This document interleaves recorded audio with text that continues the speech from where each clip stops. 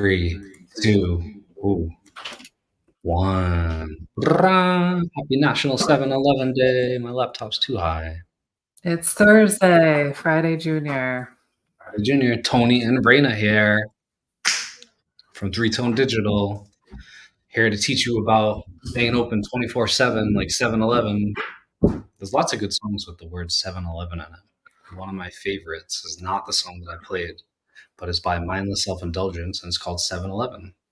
But I could not find a MIDI or a karaoke track for that, so it is what it is. Let's play our intro, and we'll be back in 30 seconds.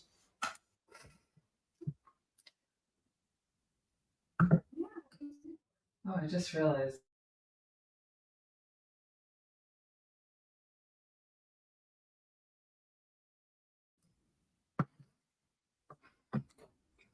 I think it gets better. It gets better. Even though I haven't changed it, it gets better each time.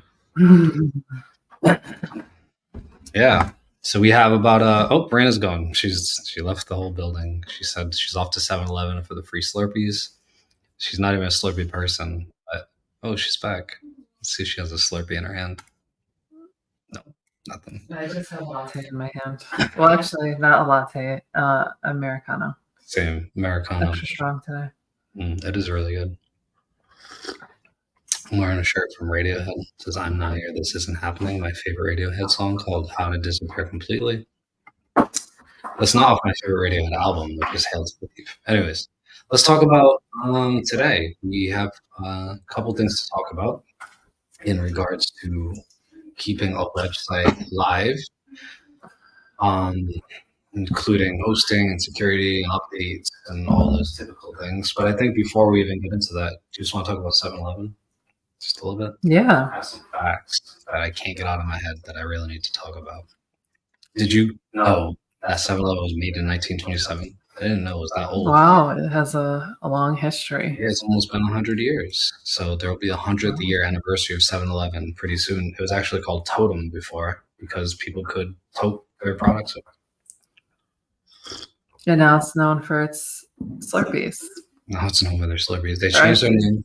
Yeah, then that Slurpees were invented in 1964, and it's named after the sound that a Slurpee makes through the straw. But 7-Eleven before that changed its name to 7-Eleven in 1946 because they started opening 7 a.m. to 11 p.m., which was really convenient. It was known as like one of the first franchise-type convenience stores that stayed open late for people to go. Wouldn't it be cool if they changed their name on July 11th? Back to Tote'm? No, they changed their name to 7-Eleven. Oh, yeah. They should have. Then they went 24/7 in 1974. All these weird numbers. 7427. 7-Eleven has a ring to it. Yeah. Big Gulp was invented. I don't do these things, Slurpees and Big Gulps, by the way. Once in a while, I think the last time I had one from like a 7-Eleven was probably a decade ago or more, you know? Yeah, and more importantly, they're giving away free Slurpees today for 7-Eleven Day. So that's actually false because of inflation. They decided to not do free Slurpees at most of their locations this year. So only a selected. Only some of the bigger ones in the city, they said. They used to do it at every location. So that's the economy. And yeah, today is Happy 7-Eleven Day. And like Brandon said, that stores give out free Slurpees. It's not all of them. So if you're planning your breakfast around this fact, they're probably not. Yeah, hopefully you're not having Slurpees for breakfast. For breakfast. Who knows with our viewers? We don't know what's going on in their lives. Oh. We don't judge. Go get your Slurpee. You might have to pay for it though. Oh, well, I'm silently judging. I'm really being honest here. You have Slurpees in the morning. If you're eating Slurpees for breakfast. I didn't say all that, but that's just really too much. Yeah, exactly. All right, let's get on with the real thing. Staying open 24/7. Yeah, so we're relating this to making sure that your website is up and running, your hosting is up and running, your domain is up and running, because there can be disconnections between the three. There's DNS, domain name server provider. I'm like, can I get it out? Anyways, So the DNS, I don't say it out normally. I always do the No one abbreviation. does. Yeah, it's not a thing. Then there's hosting, your hosting provider, and then it could be your actual platform. So there's mainly three things that could get disconnected at any time, and your website is down. And then you're the old 7-Eleven. You're just closing at 11 and reopening in the morning when you can get help. So this is about more preventative. Yes, if your website's down personally. Do you see I have like a mustache today? I did not shave this part. I look like our next door neighbor, Bill. You see it? This is darker than this. I feel like this is a new me. Anyways, yeah, this is about preventative stuff. Like I said, we can come in and help a site once it's down and bring it back to 24/7, like 7-Eleven. I love saying all these words. But the thing you should do is prevent it from going down, because sometimes when it goes down, you can't even get back up. Yeah, and I think a big thing about it, this is preventative, also understanding what makes your site live. And I think not knowing that piece of how to keep your site up or where you need to go to look, having those three areas, and a lot of the times it could be two different companies providing those services. So yeah, it's important to know from a preventative standpoint of where to go, right? Because you don't know. No one knows the logins. Nobody even knows where it's hosted. Yeah, I was just going to say the logins. It goes back to that we talked about, which isn't even on the list, but it's probably the most important thing. Know where your site is hosted in the DNS and how to log in, and do it every once in a while, especially if there's turnover in the company. Person that used to manage it no longer works there, because these things are couldn't even say that, are attached to numbers, usually phone numbers and emails, and they're very official. And to get it taken out, you have to submit paperwork, usually to Namecheap or wherever you have your domain, saying, no, I am the official owner of this. It's a government-owned kind of thing where you have to submit your EIN number and social security, and you need proof that you live at a place too. So get that taken care of if you have. Great point, Raina. Let's see here. Hosting provider. So once you know all these things, you should keep up on them, or have somebody that knows what they're doing keep up on them. So your hosting provider matters. There's low quality ones like DreamHost, sorry DreamHost, HostGator, sorry HostGator. And then there's higher quality. And mostly we talk about WordPress sites, I would say. But I think I want to start tagging our shows more about it, because everything has its own sort of platform that they can host on. And we do sites in other platforms, and I have experience, and Raina does too, but WordPress is our cash cow. We love it, and it works well for our clients. So when we talk about things like hosting, we are mostly referring to WordPress sites. So keep that in mind. Hosting providers, low quality, like I said, those and others, even GoDaddy. Sorry, GoDaddy. Not sorry, GoDaddy. And the good ones are like WP Engine, Kinsta. There's a few. Sorry, not sorry. Sorry, not sorry. It's like that. What's that song? Demi Lovato. I was gonna say Demi Moore. It just shows my age. Yeah, so I mean, hosting provider really matters. If your hosting provider doesn't have a 99.99999% uptime, then you don't know what's going on. If you're on shared hosting and you're just trying to save $1 and it's $100 a year, a lot of those sites go down. If it's not a big issue to you, and you're saving money, then so be it. But if it's an essential thing to have your site up, and you got to pay a little more than the shared hosting established pricing, I believe. Anything else to say about hosting providers? Yeah, I want to mention Kinsta. Shout out to Kinsta. Kinsta stands out to me because they have a great service specialist on board. They're quick to answer your questions, and they just stand out when it comes to their service and customer service. And they're even able to troubleshoot certain things and be able to say, hey, you have to look in this direction versus this direction. And if they don't know the answer, they're pretty upfront about it and saying this is outside the scope and that you have to go here. But they give you enough information that you can run with it and be able to troubleshoot. Even as a developer, there are things that we might not have access to and things like that, and they'll point us in the right direction. So I do want to say that hosting is important, the foundation of it, but also the service behind it, because as developers, we also we don't know everything and we're going to ask for help. And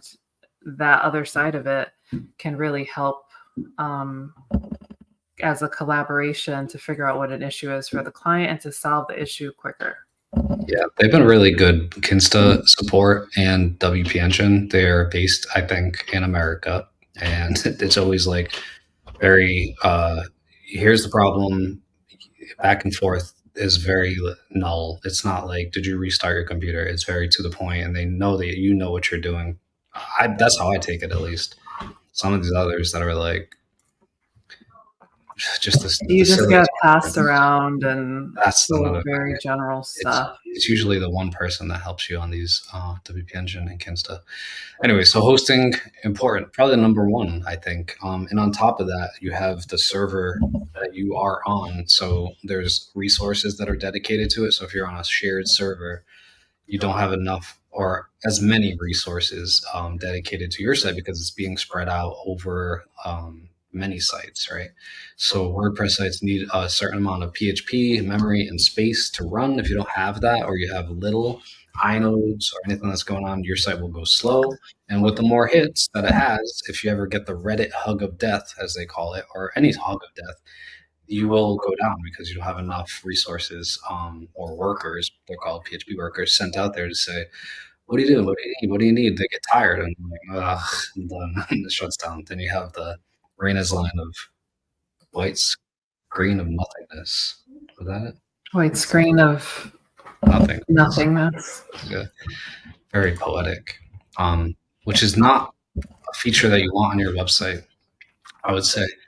Another thing to keep in mind is just in terms of updates and migrations when you move. So say you are on a bad server and you're going to a new service, just to do those things off hours and the lulls of your business. So after 8 o'clock, for most of our clients, sometimes we do it on Friday nights after 8 o'clock because we have no life. And it works because a lot of people are not on websites at that time. If there's any downtime, maybe sometimes it could be substantial downtime if you're transferring a domain from Wix or something silly like that and you're going to a new system. Sometimes these domains, the DNS actually just go down and you have to wait until they go back up. There's no pushing because it has to propagate. So I would say our normal migrations site is down about 30 minutes, but sometimes it's nothing, which is the best part. But sometimes it can take longer depending on what you're coming from and where you're going to. Whew. It's getting humid out. Yeah, I think it's already humid. It's going to be hot today, 88 degrees. Another hot one. I just want to add to that. I think depending like on the industry is really going to customize on when we'll make those major maintenance updates because we do have clients that hours open after hours. So they're open till late hours, like 10 p.m. and later. And sorry, I just got an email about that. No, it's true because if it's something that's opened at like a nightclub, you won't want to do it on a Friday night. Yeah, like the night scene, you want to make sure that people are able to access, find a club, or an I know where the club restaurant, late night restaurant is at. They're like, the site's down. Where we're gonna go for the club? Oh, might as well just stay home. Go to that one. Yeah, we should just. That's what we should start doing. We should go to nightclubs and then try to change the world by like preventing people from doing bad things after a certain amount of time. And that's our job as like web developers, to shut it down. Just be like, sorry, you got to stay home, guys. Be cozy and watch some crime documentaries. I forgot that we have a screen. 7-Eleven days, Slurpee. Woo! So yeah, so depending on your peak hours of operations, we'll work around that and decide on the best time to push a page maintenance on the server and things like that, or an actual update within the site. Because a lot of times we might be doing new layouts and things, and you don't want to push that during peak hours. Yeah, it's usually because of caching stuff. So if you push a new layout, if a browser has already visited the site and goes to the site again, but there's a bunch of changes, CSS or JavaScript or layout shifts, they might see something crazy looking, and it happens a lot. So you have to wait until cache is cleared. You have to clear the cache manually, whether it be server or website, because you don't want that person to be looking at old CSS files. If you've watched our streams before, you know that CSS controls the layout of it, and if there's missing things, the layout's broken. So yeah, those are good points, Raina. You want to be specific to the industry and also just the task in general, and we'll let you know. Be like, no, this is, and you can look at stats and be like, this is the lull. Let's do it here. That's usually what we would recommend. Look at your stats.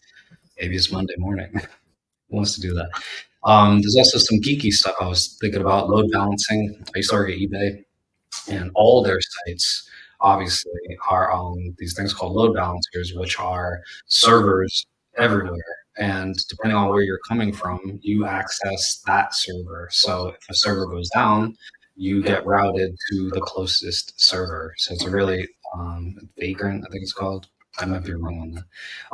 There's also CDNs and redundancy, which is the same thing. Redundancy is redundancy is redundancy. It means like you have a backup of it, and you have a backup of that one as well, because you never know what's going to go down. It could be a fire inside of the server. Some guy said on LinkedIn the other day, "What if there's a fire in the server?" That was my British accent.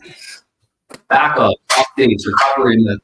You need to have backups to the website. If your server or hosting doesn't do it manually. You need to have a way to also recover that backup, because I feel like that's an issue.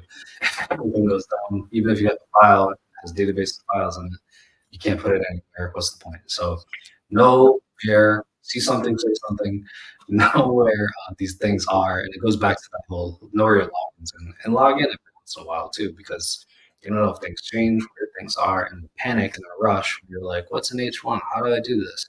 You won't be like, oh, where do I restore the site? So I would say like, keep up on it. WPN changes constantly. Keep logging in. All of a sudden, the backups are in a different place. You take them differently, and you restore them differently. I'm not saying I won't be able to figure it out, but in panic, who knows? You want to take the next one? I want to add to this conversation. Please. So on top of things like that, it's important to understand when something is, say something, when you see something. A lot of the things that would be helpful for any developer when troubleshooting is to take screenshots of the errors that you see, because a lot of the times it's just, if we get a request and saying, oh, the site's not working, it's down, we're looking for indicators, and a lot of the time the system will show something. So we'll be checking those error logs to see exactly where that where it's leading us to the possible issue. So it's just something to know. It might be foreign to anybody looking at it, but there are code snippets that will be displaying, or we would find it in the error log in the server where we'll check first for issues like that. So those are things that I guess you would, if you see something, take those screenshots to hand it over to the person who's going to investigate. If you're sitting down.